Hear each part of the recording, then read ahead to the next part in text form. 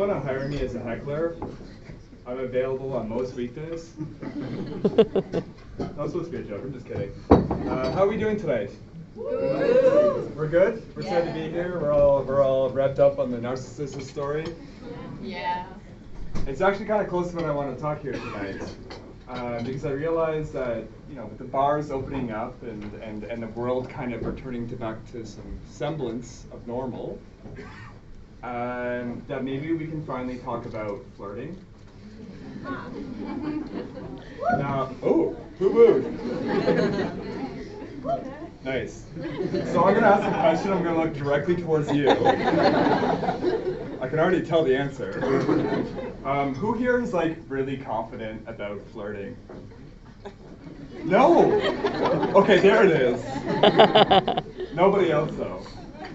We hear the topic flirting and we kind of go into ourselves. That's fine, because I'm here to help you, actually. You're welcome. I thought for the next 10 minutes, I would just kind of teach you guys about the right way and the wrong way to flirt. And it's going to begin with a story. So I'm sorry this is a bit traumatic for you, but I want to bring us back to a time between lockdowns. Are we cool? Are we okay?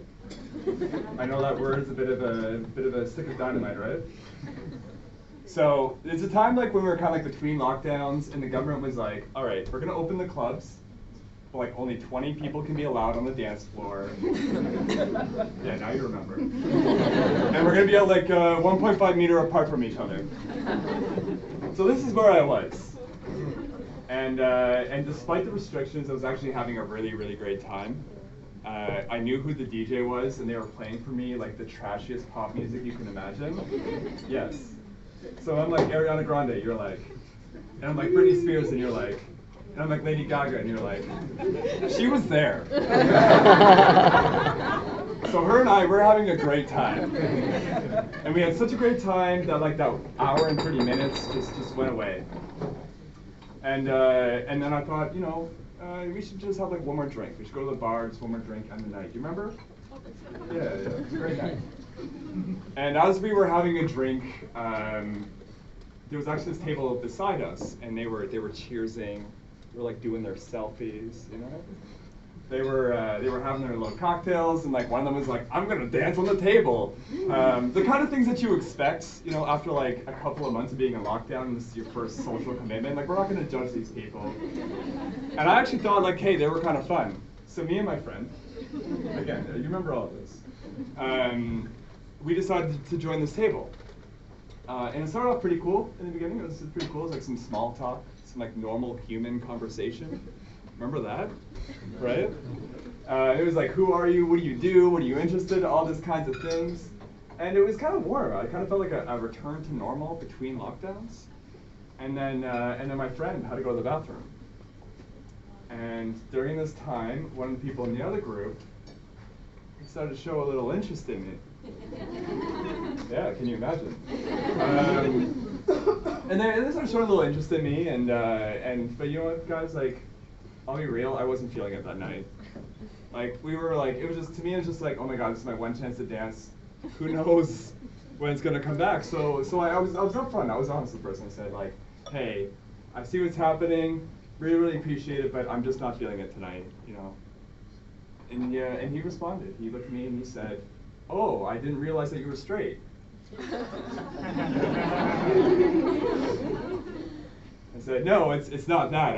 I really just came out to dance tonight. I just wanted to feel a little bit of that Britney Spears vibe that we were feeling earlier before. So he hears this, and he decides to come a little bit closer to me, kind of, tighten the gap a little bit. Now, I thought I had said one thing, but clearly he's hearing another. And I get a little bit nervous. In my heart, it kind of little pitter-patter, this guy's kind of close to me now. And I feel like I need to explain myself a little bit further. So this thing kind of slips out from my mouth. I say, I'm currently going through a bit of an asexual phase right now. Okay, so with all due respect to my ace folks, It just slipped out. I thought it was like the right thing to say to get this person to stop. But then he looks at me and he takes his hand and puts it directly onto my crotch and says to me, "So you don't feel anything?" Now guys, for real, I wish I could tell you that this was the first time something like this has happened to me. Yeah, I hear the nervous laughter. It's also not the last time something like this is going to happen to me. But it's unfortunate. It's quite common. And my response to it is the same every time. I kind of just freeze. And I think to myself, like, hey, I should do something a little bit different. Maybe I should next time I'll speak up for myself. I'll be a little bit more tougher with this person. But it never works. My response is always the same. And so all I can do as I'm freezing at this moment is I say to the guy, like, again, like, hey, I'm not interested. So this guy's response, with his hand on my crotch, right there, looks at me dead in the eyes and says, "Is it because, like, you're molested or something?" So remember when I was going to tell you guys the right and the wrong way to flirt?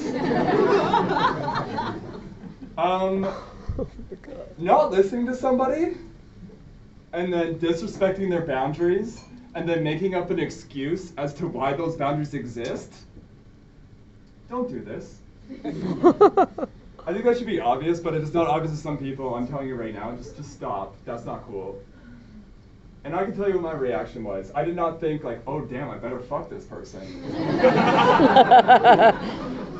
I panicked. And what happened is the part of me that was like freeze, it switched into motor mouth mode. And I just let him have it. I was like, well, you know, Corona's really difficult. My dog just died. I should text my mom more. I'm alone. I'm watching too much anime. And I gave him a Shakespearean-length monologue.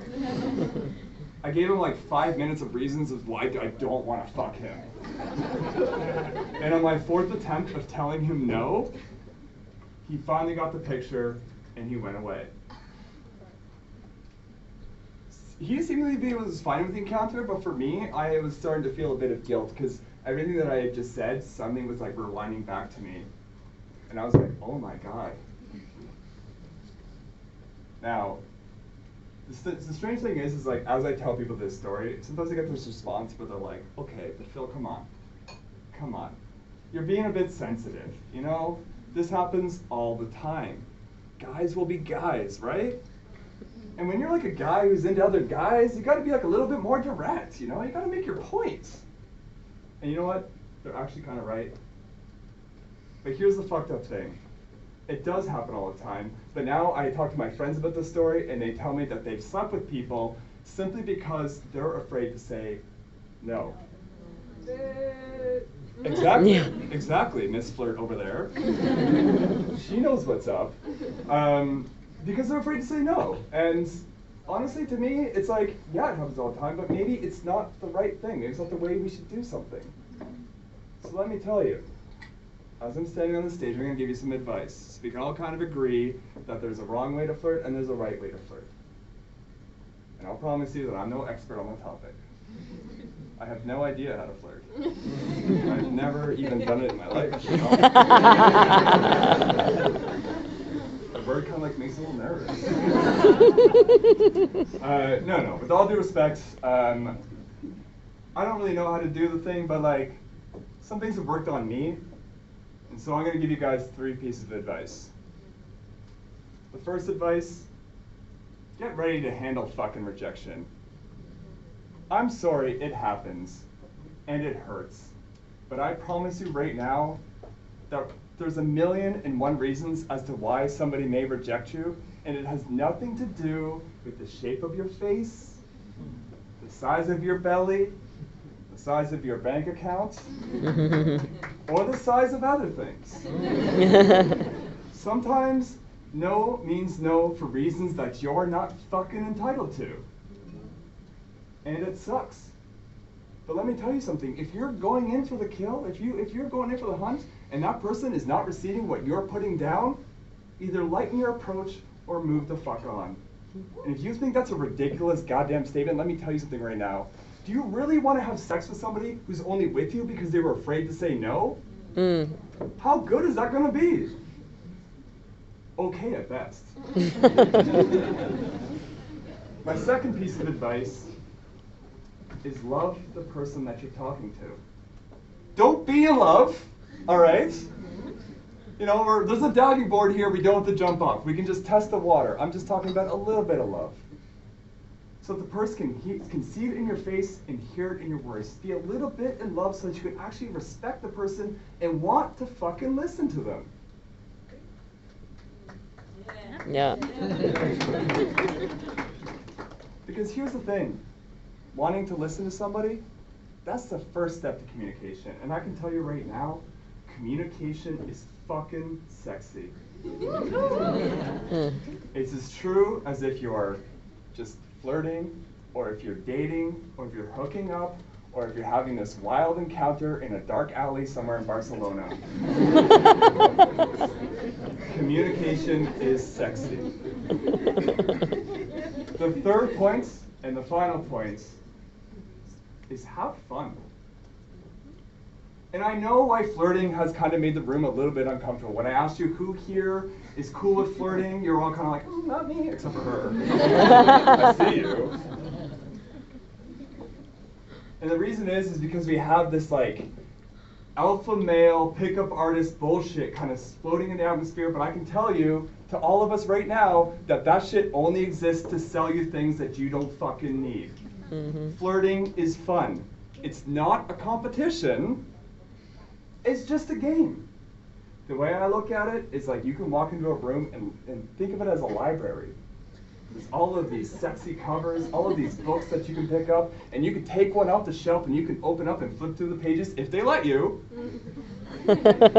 You can flip through the pages and you can decide for yourself which book or books you're going to take home. But have fun. Fun is sexy. Now, that's my 3 pieces of advice for you, but I will end this kind of charade with a message. And that is, the year is 2022. In the post, I checked the date, don't worry. I looked at my phone. The year is 2022, and the issue of touch is ever more present in today. And if it was true in the past, it is definitely true now. No means no.